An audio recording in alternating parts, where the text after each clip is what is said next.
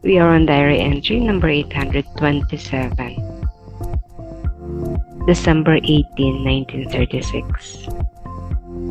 Today I felt bad that the week had gone by and no one had come to visit me.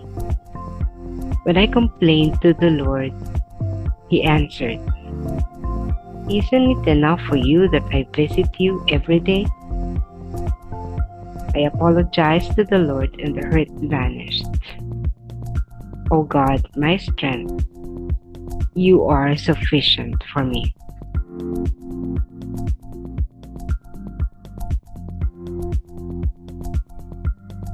Disyembre 18, 1936. Ngayong araw na ito, nalungkot ako na lumipas ang isang linggo na wala man lang bumisita sa akin. Nang magreklamo ako sa Panginoon, ang sabi niya ay, "Hindi pa ba sapat na binibisita kita araw-araw?" Humingi ako ng paumanhin sa Panginoon at naglaho na ang sakit. O Diyos, aking lakas, Ikaw lamang ay sapat na sa akin. If you had been following the diary of Faustina, may mga entries siyang nagpupulit. This one, hindi ito parehong entry, pero the circumstance is the same. Papansin nyo kung babalikan nyo nung sa diary entry number 149, 149, nagreklamo na rin siya na nandun siya sa ospital. Wala man lang dumadalaw sa kanya. Yung kabilang kwarto na bedridden, may dumadalaw, tas may radyo pa, no? May headphone. Imagine that was in 1930s, no? Pero may ganun na sila. Pero doon, sinabi na rin ni Jesus na yung pagiging mag-isa niya may purpose. Tapos dito, noong 1936, na ulit-ulit, nasa hospital siya. 1 week na, wala pang dumadalaw sa akin, ba't ganun? At inulit sa kanya ni Jesus na hindi ba sapat na araw-araw ako mismo bisita mo, no? Hindi pa ba sapat na binibisita kita araw-araw? So, nanano din si Faustina na nagising uli siya dun sa importance of why she was there. Nandun siya, and the Lord intentionally did that. Ginawa talaga ng Panginoon na, well, dumalaw sa kanya para wala siyang istorbo because she would be having spiritual lessons with Jesus every day. Di ba ang ganda nun, ano? Wala kang disturbance. Ako kasi minsan, sa bahay, pag inabutan ako dito, minsan yung aalis na ako, sisimba, may dadating ka na. Minsan din, nasa mood ako ng meditation, nagme-meditate, no? May dadating, tatawagin ako, ate, may ganyan. Nakaka-irritate, no, na you are in the state of praying, meditating, tapos gagambalain ka, may tao, may naghahanap sa madalas sinasabi ko na yan na pag may naghanap sa akin, ha, huwag akong ako'y mag-meditate na. Mas ang ganda pag yung you are doing your spiritual activities na walang storbo. Ako din, pag may sakit din, it has always been my practice. Talagang ayoko na sina-shout out sa Facebook, may sakit ako, ganyan-ganyan na. Tapos mag-post ka ng picture na nasa ospital ka na. Hindi po talaga kasi I don't want to attract attention, attract visitors to come to me. Nasanay lang ako na gano'n kasi nga mas gusto ko na pag nasa proseso ako na pag may sakit, gusto ko na walang istorbo dun sa proseso na pagpapagaling ko sa sarili ko because marami naman kasi alam nila. Ako po kasi talagang pag may sakit, lahat yan natural method. magpapahinga lang, magdadasal, kain lang, ganun. So, ayoko nang may dadalaw sa akin. O, kumusta ka na ganun? Dahil mas mabilis ang healing process kapag wala talagang ano. So, even in using gadget, laptop, ganyan, minimal lang use pag kailangan lang check. Kasi po, mas mabilis talaga na in my experience, mas mabilis po ang healing process. Yung experience ni Faustina, tingnan siya na parang swerte nga niya kasi siya, during those state nung kanyang pagpapagaling, may ano siya, may yung visible ba? Yung visible ang kaniyang invisible guest, no? For us, invisible guest yan kasi hindi natin nakikita. But for her, Jesus was visible. She was able to talk. These are some of the times na she would be complaining. Kala natin, hindi siya nagre-reklamo. But she also complained. I saw this last night. There's this ring theory. I-apply natin kapag meron tayong kakilala na may sakit. Kasi isa ang pagbisita sa sakit, pagbisita sa may sakit. Isa yan sa corporal works of mercy, isang bagay na ginagawa natin bilang mga Divine Mercy devotee. So this is another side of the story. Yung entry ni Faustina, siya yung may sakit and she would like someone to visit her. So ilalagay natin yung sitwasyon natin on her shoes. No? Na kahit pala ganun, ka-advanced na yung spirituality, there is still this longing for people for creatures na yung gusto mo, comfort ka. So this ring theory was conceptualized by Susan Silk and Barry Goldman. Ano yung ring theory? Ganito daw po. So you draw a circle. Gumuhit ka ng isang bilog. And at that center of that circle, ito yung may sakit. So let's say this is a cancer patient. Kasi marami tayo sa ating pinagdadasal everyday are cancer patients.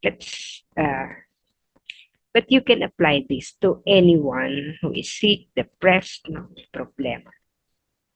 So that's the first circle. Then draw another circle and label that circle, the bigger circle, immediate family members or people who are closer to you. So halimbawa, pwede mo lagay dyan spouse, your children, or your parents. Then draw another circle. This time, that circle is your close friends, no? Sila yung mga malalapit mong kaibigan. So, palayo ng palayo ang relationship. Draw another circle. This time, maybe pwedeng sila yung mga neighbors mo, kapitbahay. Okay, and another circle. So, ito yung mga acquaintance mo siguro, no? So, habang palayo ng palayo yung circle, palaki ng palaki, these are people who are less important to you. Hindi masyadong close sa'yo. So, anong gagawin natin with this? The concept is, yung tao na ito, at the center of the circle, pwede niyang sabihin ng lahat ng bagay. Positive, negative. Pwede siyang magmura, pwede siyang magreklamo, pwede siyang maging positive, anything.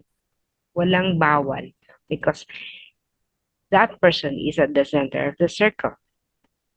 Now, for those people at the outside of the center of the circle, ang pwede ding gumawa ng ginagawa ni sick person, yung walang ipagbabawal, positive and negative words, yun lamang mas maliit na circle patungo sa mas malaking circle. So if if that person, halimbawa, yung close friends mo or say, parents, no, pwede mo ring sabihin anything, positive, negative, basta ini-address mo yung mga tao to the larger circle. But if you are from the bigger circle, addressing the smaller circle, eto, it is best to maintain silence. If you need to talk, isipin mo muna kung anong sasabihin mo. Will this be good to that person or hindi? No. So, the concept here is yung mga comfort in, no, papunta sa mas maliit na circle, comforting words.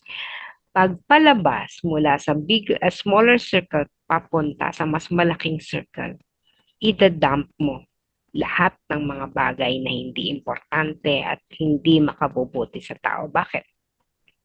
For the sick person, gusto natin na comforting words ang ibigay natin. Hindi yung, ay, kawawa ka naman.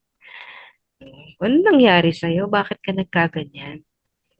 Or, alam mo, mas maganda pag ganyan, ganito. Ganito gawin mo, no? Yung magbibigay ka ng advice. Even advices are not good pala, no? Kasi that person, for example, that person is a cancer patient. Tapos sasabihin mo, alam mo, mas maganda, ganitong gawin mo, ganyan. No? Kasi nasa state siya ng focused on herself, himself or herself, hindi makakabuti yung mga bagay na yun. Mas kailangan niya yung ah, ang sasabihin mo halimbawa, oh, nandito ako sa grocery, baka may gusto kang pabili. Yung bang ganon? Yung mga damit mo na hindi ano, kunin ko na, tapos ako na magpa-laundry. Yung mga ganon. No? So, we have to think on what to say, what to tell sick people. Kasi, baka hindi mabuti. I remember my mother, she was really bedridden. Sasabihin niya, ay, ayokong bumisita sa akin yan, ganyan-ganyan. Kasi pag binibisita siya nung tao na yan, lagi na lang ang kinukwento, uy, si ganito, ano na, mare, namatay na, ganyan, nakakaawa, yung ganun ba? Ayaw niya ng, or magdadala ng chismis na hindi maganda, yung lalo lang siyang madedepress. Kaya sabi niya, ayokong, ano, huwag mong papupuntahin dito yan. So, ganun, no? We have to think on what to say when visiting sick people. Bakit kapag, halimbawa, from close friends, di ba, mas malaking circle ang close friends kesa sa parents kasi mas malapit ang parents sa sick. Bakit kailangan na careful din sa sasabihin? Because we also would like caretakers, taking care, mga caregivers na may sakit. We also would like to support them, to boost their morale, to increase their strength, no? Kasi yung mga yan, halimbawa, may iinit ang ulo ng mga may sakit. Yan ang pinagbubunto na ng galit ng mga may sakit. Diba? Pag nagagalit ang may sakit, ang inaaway niya yung mga caregivers. So, if you are at the outer circle, a bigger circle, you also have to be careful in talking to the caregivers kasi what you want is to boost their morale, to give them the strength that they need. If you are closer and then you are addressing people at the outer circle, pwede yan, no? Kasi halimbawa, ano ka na, no? As a caregiver, medyo nababurn out ka na kasi nakakainis na, no? Yung, alam mo yung patients mo when taking care of the sick, no? Na talagang nakakainit na rin ng ulo kasi yung may sakit ay ano na, no? Yung sobra na, yung minumura ka, sinisipa ka. Kasi may ganun eh, no? Lalo na kung masakit na masakit talaga nararamdaman nila. Ay, ganun ang inaabot ng mga caregivers. So, yung caregivers, when addressing people at the outer or bigger circle, pwede silang magsabi ng mga sama ng loob nila. Kasi that is also one way of distressing them. So, kailangan natin ng pangunawa from them. Okay, so I just presented this. Nakita ko lang talaga ito na makabubuti, no, when visiting sick people, because this is one of our ways to help people, no, expressing mercy. One of the 7 corporal works of mercy is to visit the sick.